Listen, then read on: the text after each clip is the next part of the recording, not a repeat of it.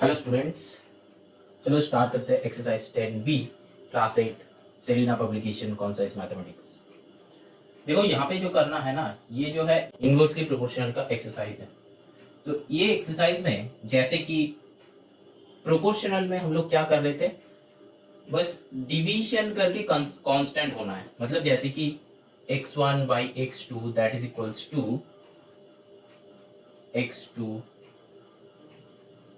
x1 by y1 that is equals to x2 by y2 that is equals to x3 by y3 equals to constant होना चाहिए था।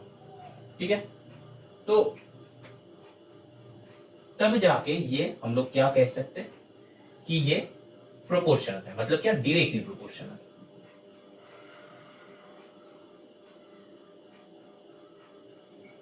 Directly proportional, ठीक है। और अब जो है हम लोग को इनवर्सली प्रोपोर्शनल,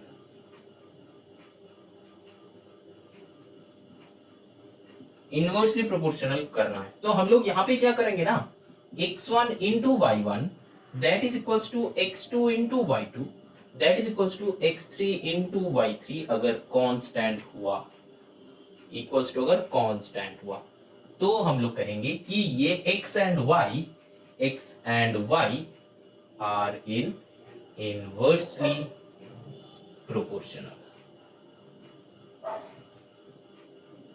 समझ में आया? तो ये बस सिंपल लॉजिक है, सिंपल कंसेप्ट है। अब चलो एक्सरसाइज में चलते हैं, क्वेश्चन नंबर 1 का 1।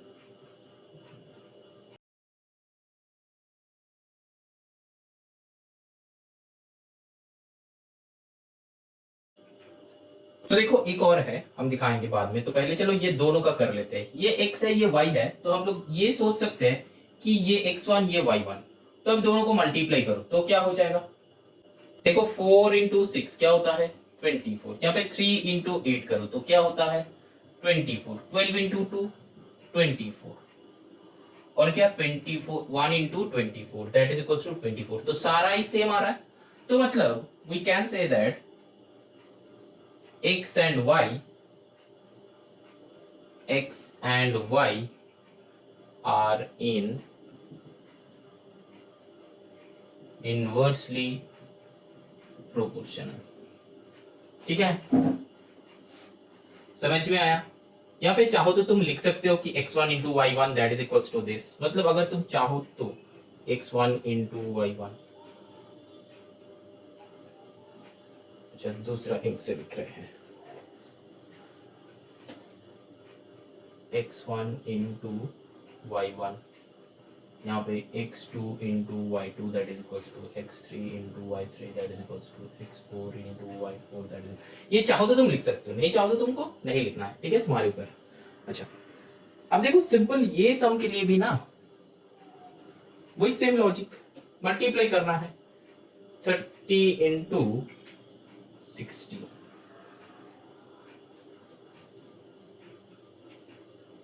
यहाँ पे 120 इंटू 30, 60 इंटू 30, फिर 24 इंटू 74।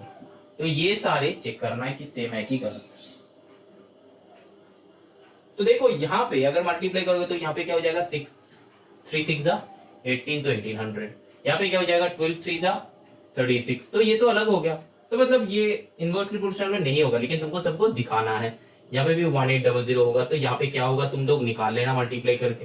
ठीक है, तो सिंपल सा जो बात है, यहाँ पे एक जो हो गया उल्टा हो गया। तो इसका मतलब हम लोग लिख सकते हैं कि since all the values are not equal, then x and y are not in inversely proportional. हम ये शॉर्ट में लिखा है आज भी, लेकिन तुम लोग पूरा ही लिखना, ठीक है। चलो ना क्वेश्चन नंबर 3 करते हैं, वही सेम लॉजिक से ही हम लोग करेंगे। यहाँ पे चलो जगह बनाया है, हो जाएगा।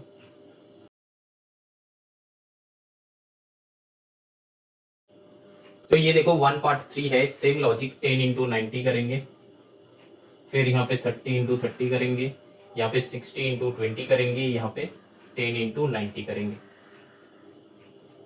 तो देखो यहाँ पे क्या हो जाएगा, 9 1 जा 9 तो 00, यहाँ पे 3 3 जा 9 तो 00, यहाँ पे 6 2 जा 12 00, तो यहाँ पे 9 1 जा 9 00, तो एक अलग हो रहा है, ठीक है।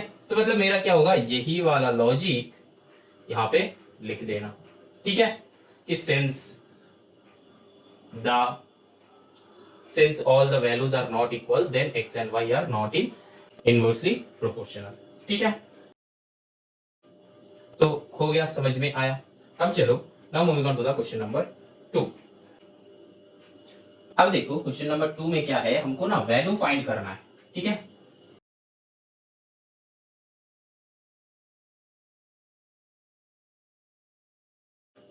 अब देखो यहाँ पे ना तुमको आंसर पता होना चाहिए, तो ऐसा टाइप में देखना कि एक का देखो यहाँ पे भी एक एक्स एंड वाई का दोनों ही वैल्यू गिवन है, तो मतलब यहां से तुमको पता चल जाएगा कि मल्टीप्लीकेशन का आंसर कितना होगा।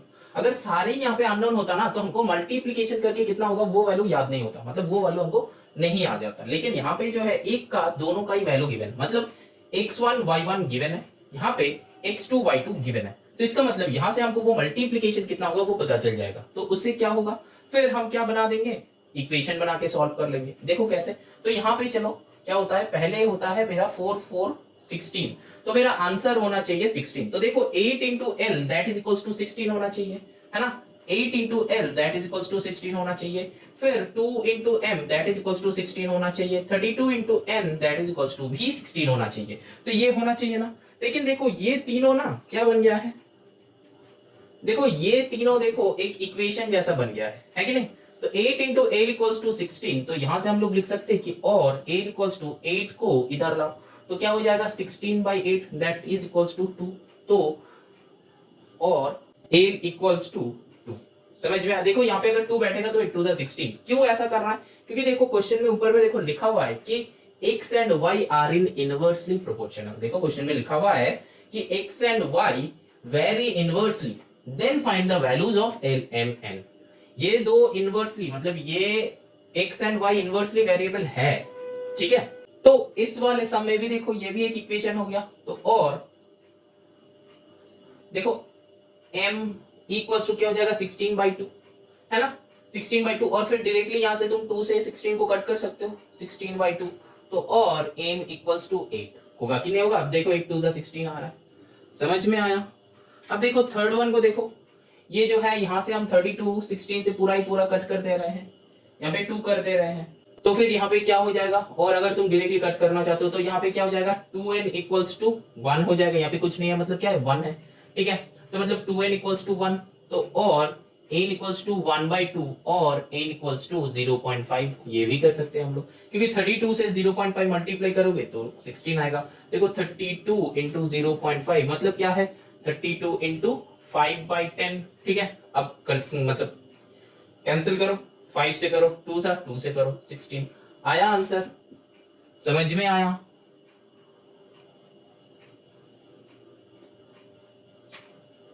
तो ऐसा करके भी हम लोग कर सकते हैं, ठीक है। चलो अब इसका देखते हैं, इसका भी देखो एक गिवन है, तो मतलब यहां से मेरा पता चल जाएगा कि मल्टीप्लीकेशन कितना होगा। देखो 32 इंटू 12 करो, तो 12 2 क्या होता है 24 का 4 कैरी 2 12 36 प्लस 2 क्या हो जाएगा 38, तो मेरा क्या आ जाएगा 384, है कि नहीं। तो अब देखो ये फर्स्ट का इजी है, क्या हो जाएगा 24 into L that is equals to 384 होना चाहिए, फिर क्या m into 8 that is equals to 384 होना चाहिए, 16 into n that is equals to 384 होना चाहिए। तो अब देखो यहां से ये 24 से इसको कट कर दो पूरा का पूरा, देखो कितना होता है 24 1 जा 24, देन यहाँ पे क्या होगा 10 प्लस 4 14 144, तो 24 5 जा होता है 126 जा, तो फिर क्या हो गया 16, तो और l इक्वल्स टू 16, ठीक है, तो और l इक्वल्स टू 16, तो हो गया। क्यों, यहाँ पे l की जगह पे अगर 16 बैठेगा तो 16 इंटू 24 384 आ जाएगा।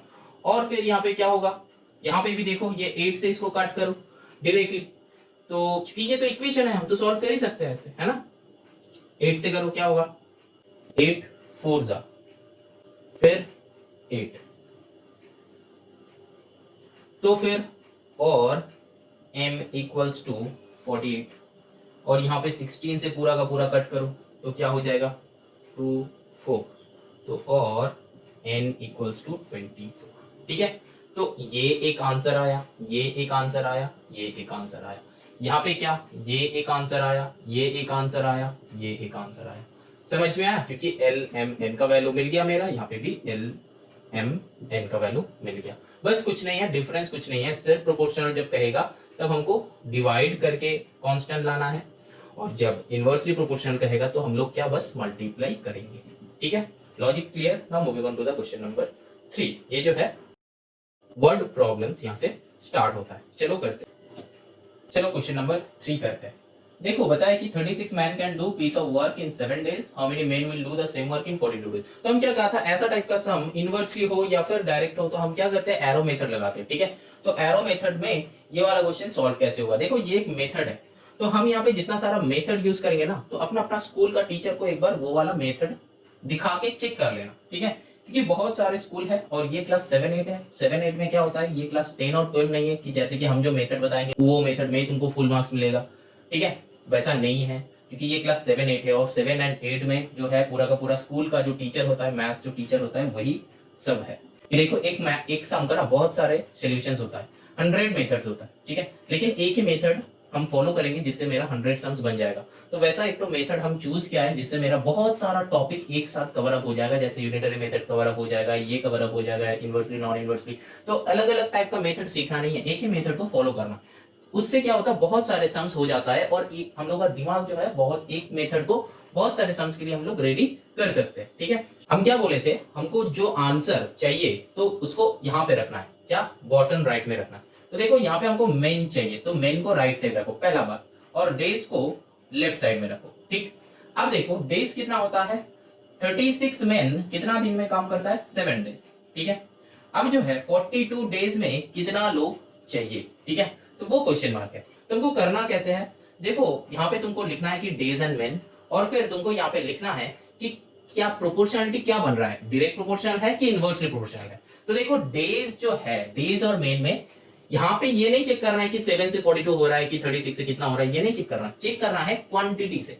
डेज और मेन हमको क्या, देखो टास्क मेरा एक ही है, टास्क मेरा एक ही है, क्योंकि देखो क्वेश्चन में कहा है can do a piece of work. A piece of work मतलब सोचो कि घर बनाना हो, चाहे कोई एक फर्नीचर रेडी करना हो, तो एक वर्क 7 दिन में 36 लोग कर सकता है। सोचो कि हम सोच लेते हैं कि एक अलमीरा हमको चाहिए, एक अलमीरा हमको बनाना है, और वो भी हमको 7 दिन में चाहिए, तो हम उसके लिए 36 लोग हायर किया है, ठीक है, 36 लोग हायर किया है। लेकिन देखो मेरे पास 42 डेज है, ठीक है, 42 डेज है, तो उसके लिए हमको कितना लोग चाहिए। अब देखो जो तुम रेशियो बनाओगे या फिर जो क्वांटिटी को चेक करोगे, या फिर यहाँ पे क्या चेक करोगे, चेक करना है कि डेज के साथ मेन को चेक करना है, ठीक है।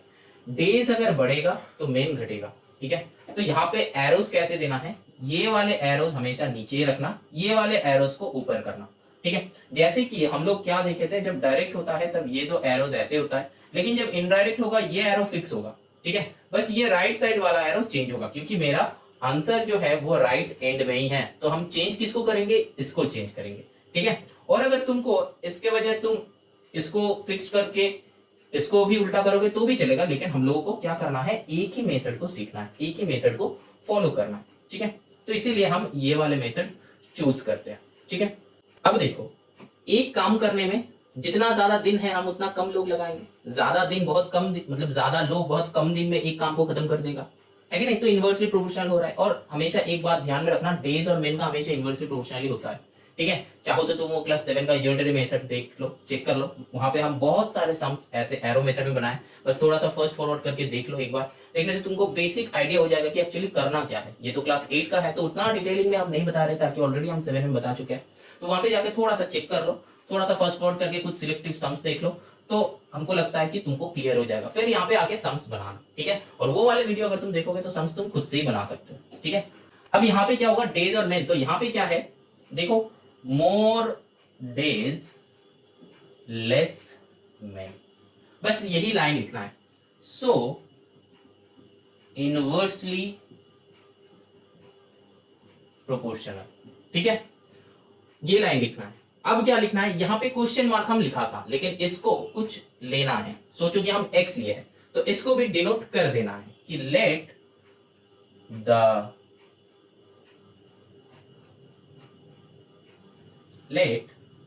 Required men that is equals to x। अब सम करो, अब सम करो, क्या करना है, 7/42 that is equals to x/36, ठीक। अब नेक्स्ट स्टेप क्या होगा, और यहाँ पे क्या होगा, काटाकुटी कर दो, 7 6 जा और 6 6 जा, तो ये 6 को इधर लाओ, तो 6 इक्वल्स टू x। तो मेरा आंसर आ गया। कितना लोग लगेगा, 6 लोग, 6, ओनली 6 में से मेरा काम चल जाएगा अगर 42 डेज मेरे हाथ में टाइम है तो अब आंसर में क्या लिखना है,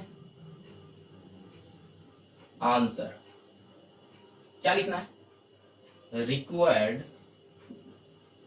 मेन इक्वल्स टू 6, ठीक।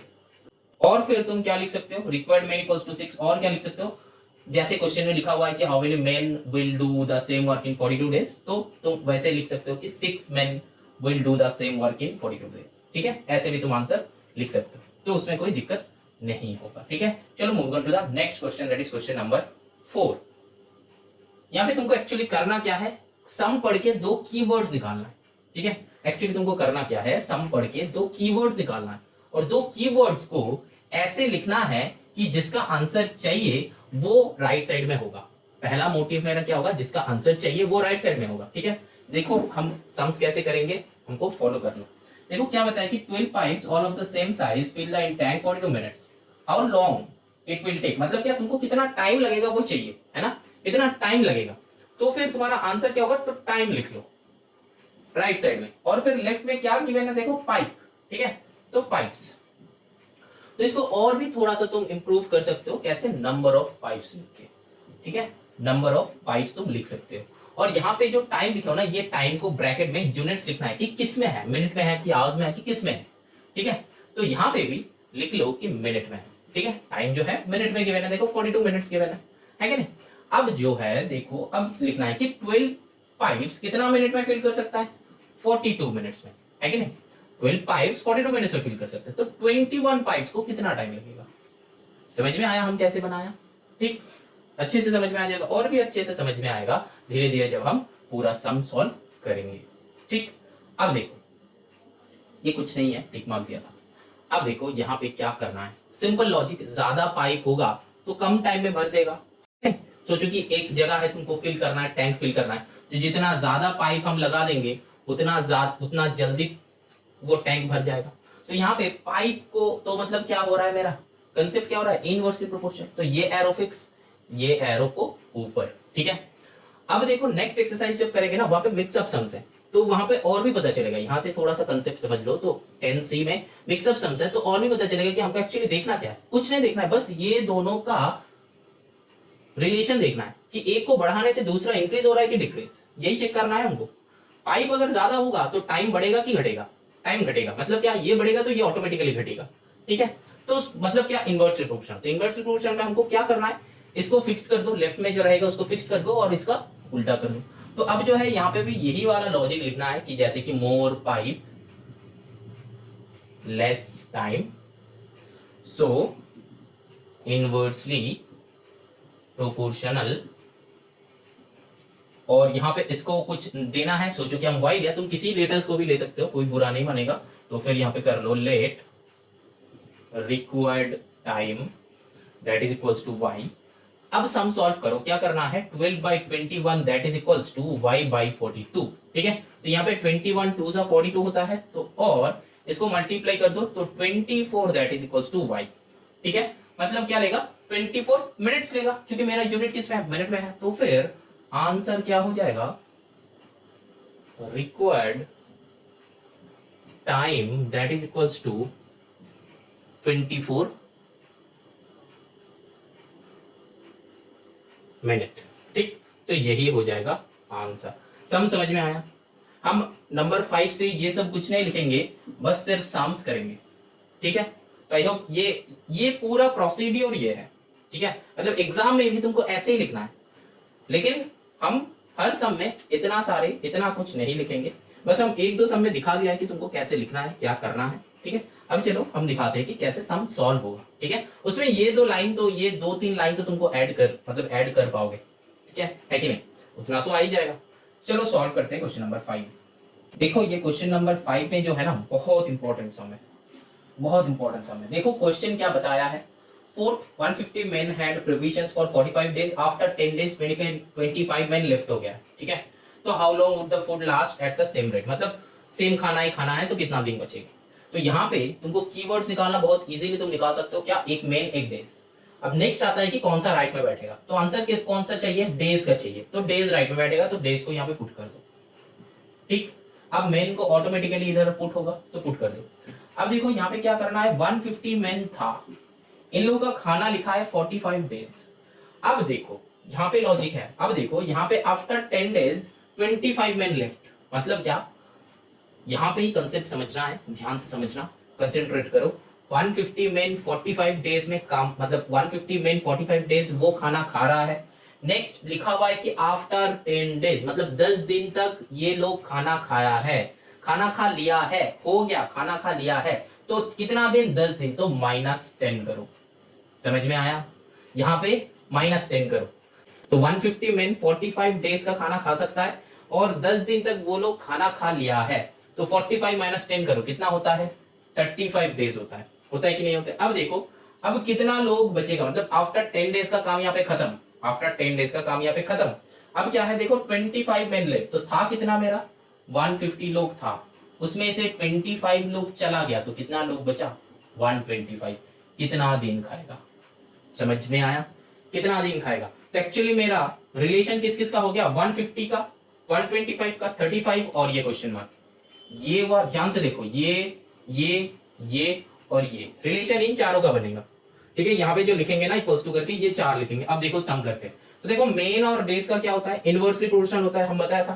तो ये वाले फिक्स कर दो, ये वाले ऊपर कर दो, क्या होगा? 150 by 125 that is equals to 35 divided by x ले लेते हैं, क्योंकि ऑलरेडी हम लेट कर लिया है, वो 2-3 लाइन यहाँ पे लिख देना। तो यहाँ पे क्या हो जाएगा देखो, पूरा का पूरा काटा कुटी करो, यहाँ से 25 से करो तो 25 5 जा होता है, यहाँ पे 6 जा होता है, तो फिर अच्छा ये उल्टा होगा, x by 35 होगा, है ना, क्योंकि ये उल्टा है। तो यहाँ पे देखो 5 से ये 7 जा हो जाएगा। ठीक है, 5 से ये 7 जा हो जाएगा, तो अब क्या देखो मल्टीप्लाई कर दो, तो और 6 7 जा 42 that is equals to x। तो कितना दिन खा पाएगा? 42 डेज। आंसर चेक कर लो,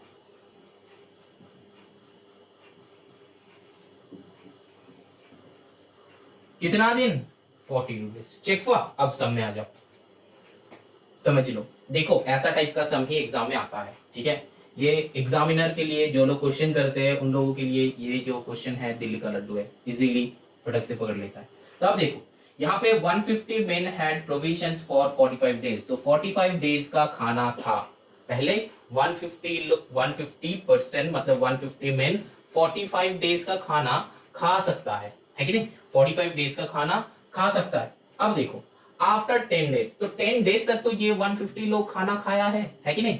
150 लोग 45 डेज तक खाना खा सकता था, लेकिन 10 दिन तक खाना तो ये लोग खा लिया है, खाना तो खा लिया। तो अब जो है हम यहाँ पे बनाएंगे 150, यहाँ पे 45 - 10 कर देंगे और आ गया 35। तो मतलब क्या, 150 लोग और 35 डेज जो खाना है वो खा सकता है। समझ रहे हो मेरा बात? 150 लोगों का खाना था 45 डेज का, लेकिन 10 दिन ये 150 लोग खाना खा लिया है। तो अब कितना दिन बचा है खाना? तो -10 कर दो, क्योंकि 10 दिन खाना खा लिया है। तो 150 men और कितना दिन खा सकता है? 35 डेज, है कि नहीं? 35 डेज खाना खा सकता है। अब देखो अब उसका बाद वाले का काम करेंगे, क्योंकि कॉमा तक काम हो गया है। जो कॉमा है आफ्टर 10 डेज, आफ्टर 10 डेज का काम यहाँ पे खत्म। अब चेक करो, लिखा है कि 25 मेन लेफ्ट द फोर्ट, तो अब क्या है 150 माइनस 25, मतलब 25 को हटा दो, 25 लोगों को फोर्ट से निकाल दो, क्योंकि वो लोग चला गया है बेचारे को, जाना जा रहा है तो जाने दो। तो क्या है 150 माइनस 25 करो तो 125 लोग कितना दिन का खाएगा, तो मेरा बन गया। समझ में आया? यहाँ पे थोड़ा सा तुम लोगों का कंसेंट्रेशन चाहिए, बस कुछ नहीं। ऐसा टाइप का सम्स बहुत बार एग्जाम में आता है और एग्जाम में ऐसा टाइप का सम्स ही चूज होता है, तो बहुत ध्यान से समझो कैसे करेंगे। सिंपल सा लॉजिक है, हम इतना कुछ ऐसे बता रहे हैं, इसका मतलब ये बहुत टफ सम, बहुत हार्ड सम, ऐसा कुछ नहीं है। टफ और हार्ड वर्ड उसी को कहते हैं जब तुम्हारा वो वाला सम का प्रोसेस और वो वाला सम का मेथड तुमको समझ में नहीं आता है, और वो वाला मेथड तुम्हारा अननोन है, मतलब एक सम का मेथड तुमको अननोन है, तब हो जाता है वो मेरे लिए हार्ड है, वो मेरे लिए टफ है। और एक बार अगर वो मेथड तुम सीख लेते हो, एक बार अगर वो मेथड तुम जान लेते हो, तो वो सम कुछ नहीं है, इजी है ना। साइकिल चलाना, बाइक चलाना, ये सब क्या होता है, बहुत हार्ड काम है, लेकिन जिसको आता है उसके लिए बहुत इजी है, जिसको नहीं आता है उसके लिए बहुत हार्ड है। ये सेम लॉजिक यहाँ पे भी होता है, ठीक है। तो प्रॉब्लम क्या है, प्रॉब्लम में था 150 लोग, ये 45 डेज के लिए खाना था, लेकिन ये लोग 10 दिन तक खाना खा लिया है। तो हम क्या करेंगे, 150 लोग 10 दिन में खाना खा लिया है, तो 25 माइनस 10 कर देंगे, 35 हो गया। अब क्या बताया है कि लोग 25 पीपल आर गॉन, मतलब चला गया है, तो कितना बचा है 125, ये कितना दिन में खाएगा। समझ में आया? बस ऐसे ही करते रहना, सम्स बन जाएगा, ठीक है। लॉजिक यही लगेगा, डेज है तो पहले डेज को यहाँ पे माइनस कर दो, फिर यहाँ पे लोग चला गया, फिर लोग को भगा दो, ठीक है। जैसे जैसे सम में कहेगा वैसे वैसे करते जाना है आपको, ठीक है। और भी बहुत सारे सम्स करेंगे तो तुमको ये वाला मेथड पूरा का पूरा समझ में आ जाएगा। चलो now move on to question number 6। अब देखो क्वेश्चन नंबर 6 भी बहुत इजी है, वो सेम था मेन एंड डेज का। तो चाहिए क्या, डेज चाहिए, तो डेज को राइट साइड में रखो, मेन को ऑटोमेटिकली लेफ्ट साइड में रख दो। अब लाइन पढ़ो, 72 मेन है, ठीक है। अब देखो 25 डेज में काम करेगा, तो 30 मेन कितना दिन में करेगा, तो सोचो यहाँ पे x ले लो, ठीक है। तो सिमिलरली यहाँ पे क्या हो जाएगा, 72/30 that is equals to x/25, क्योंकि ये नीचे ये ऊपर उल्टा होगा। तो यहाँ पे क्या होगा, सिंपल सा कैलकुलेट करो, 5 से करो, 5 6 जा 5 5 जा, अब क्या है 6 से करो, 6 1 जा 6, 12 होता है, 12 6 जा 72 होता है, ठीक है। तो 12 होता है, तो 12 5 जा क्या हो जाएगा 60 इक्वल्स टू x, और तो कितना दिन लगेगा 60 डेज, सिंपल सा। तो रिक्वायर्ड डेज इक्वल्स टू क्या होगा 60 डेज। समझ में आया? ये सिंपल सम था। अब चलो नंबर 7 करते हैं। नंबर 7 भी इजी क्वेश्चन है। देखो हम दो वर्ड्स बनाएंगे, कैसा वाला वर्ड्स, देखो 56 वर्कर्स है और क्या है 180 आवर्स है। आवर्स मतलब क्या है, टाइम है। तो ठीक है, हमको चाहिए क्या, हाउ मेनी वर्कर्स, तो वर्कर्स चाहिए, तो ये वर्कर्स को राइट साइड में रखो और फिर क्या यहाँ पे लिख दो कि टाइम, ठीक है। टाइम क्या है, आवर्स में है, तो वो भी लिख दो। अब ये यूनिट है ना, यूनिट लिखना, अगर वेट होता है तो केजी होता है, तो वेट लिख के केजी ब्रैकेट में लिखना होता है, ठीक है। अच्छा, तो ये वर्कर्स को और भी अच्छे से लिखना है, तो नंबर ऑफ वर्कर्स कर दो, तो डेकोरेट हो गया।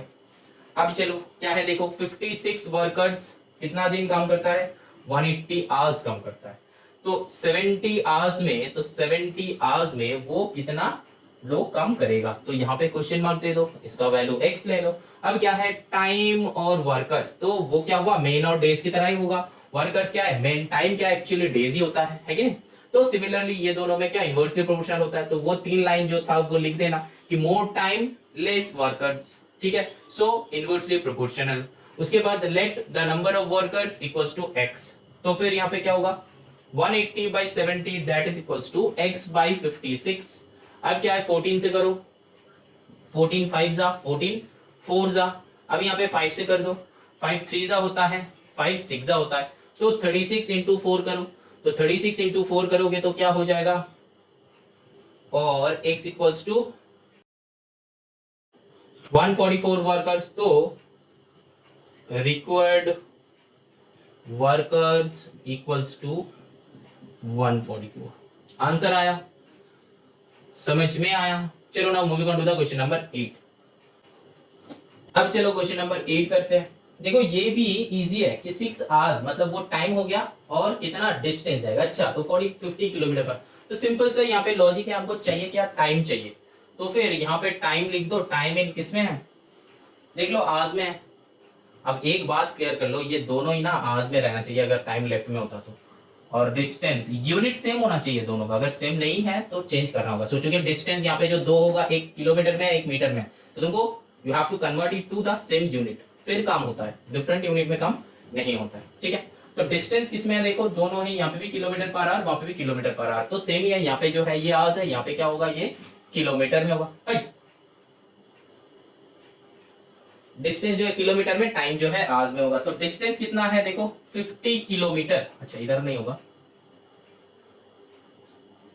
इधर होगा 50 किलोमीटर। कितना टाइम कितना है, 6 आवर्स में वो ट्रैवल कर रहा है। ठीक है, तो 75 किलोमीटर वो कितना ट्रैवल करेगा, सोचो कि x।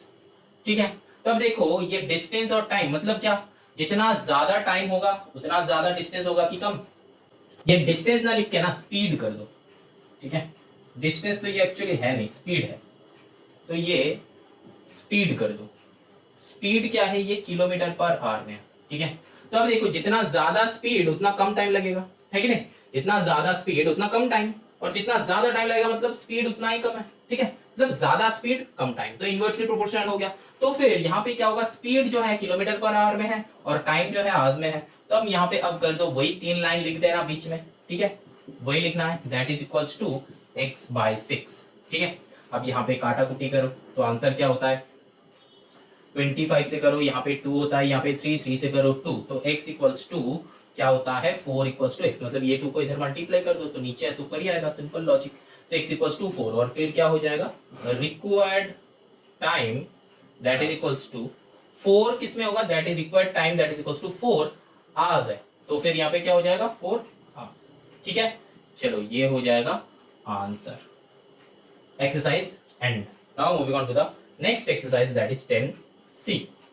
10C जब तक अपलोड नहीं होता है तब तक खुद से ट्राई करो, बनाओ कुछ सम्स। ये जो लॉजिक है, हम 10A का भी लॉजिक बताया, वो है डायरेक्टली प्रोपोर्शनल। ये 10B में जो लॉजिक सिखा है ये इनवर्सली प्रोपोर्शनल। अब 10C में है मिक्स अप सम्स। ठीक है, तो खुद का लॉजिक लगाओ, कैसे सॉल्व होगा खुद से ट्राई करो। हम जो मेथड सिखाया इस मेथड में ट्राई करो, अगर सम बन गया तो ठीक है, अब जब वीडियो अपलोड होगा तो तब चेक कर लेना।